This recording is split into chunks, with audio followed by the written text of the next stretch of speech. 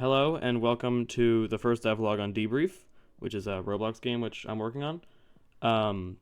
This is just going to be, I'm going to go over the basic game mechanics, and I'm going to do more devlogs in the future that are going to include more, new things that I've added, because right now I'm just going over what it's already done. So basically Debrief is a 10-player social strategy game which takes place in a bar. The game is divided into rounds, and each round contains two sections, a deliberation, and a debrief. At the beginning of the deliberation, each player gets a numbered briefcase and a playing card. Now, the briefcase has a number on it, and the card does too. And one other player has the playing card whose number correlates to their briefcase's number. This player can actually see inside their briefcase. When they hold the card out, they can see inside your briefcase. Well, you can't see inside your own briefcase. Now, one or more briefcase actually contains bombs, depending on how many people there are. So, every player will not know whether their briefcase has a bomb in it, but another player will.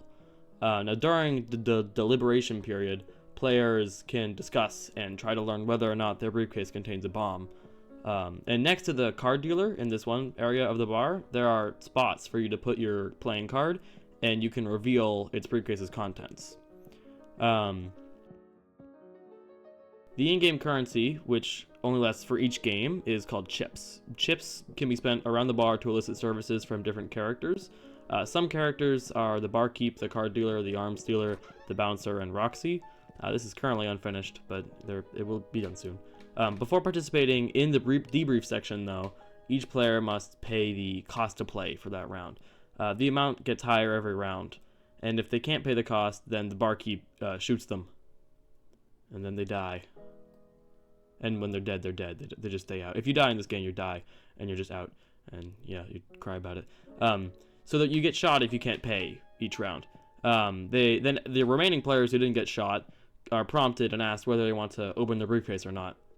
If the briefcase is opened, it's guaranteed to contain enough money to play the next round, as well as some more money, and also a helpful item.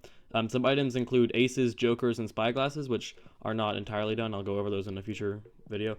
But you get a helpful item and also a bunch of money. That is, unless the briefcase contains a bomb, in which case you explode and die. Uh-oh.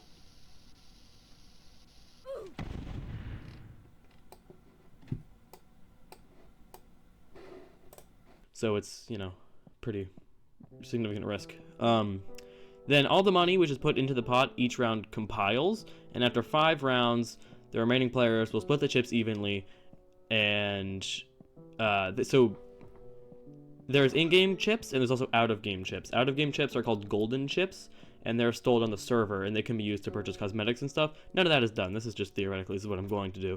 Now, at the end of the game, so there's this whole pot that has been built up the whole time, and you just split it among whoever's left. So, theoretically, nobody needs to die. There could just be 10 people at the start, and then at the end of the game, there could just still be 10 people, and they would just split it 10 ways. But obviously that's a lot less money, so you have an incentive to kill off other players, even though you don't need to, but you have the incentive to, because then at the end you get more money.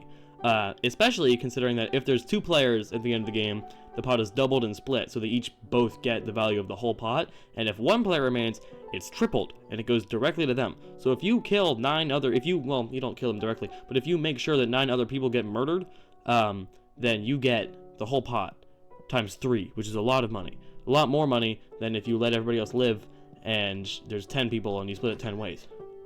So the point of this game is to test players' honesty and their ability to work together. You hold with your playing card the ability to lie. You can help your fellow players, or you cannot. Somebody is relying on you to help them, and you can choose not to.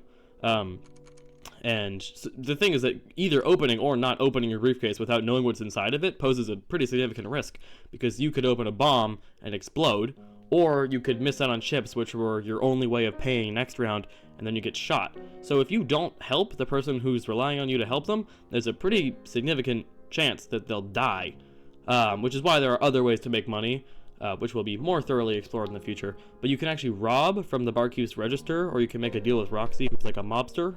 And you can also bribe characters to receive bonuses. For example, you get 3 cards instead of 1 if you talk to the card dealer. You can also slip a gun into the briefcase rotation by talking to the bouncer. Overall, I'll go over all that in the future. That's all like half done. But overall, Debrief is an in progress social strategy indie game by me, scheduled to have more devlog soon and to release sometime this summer, hopefully. The music, by the way, is by me, and I'm just gonna kind of sit here and let it play because I think it's pretty good. Thank you.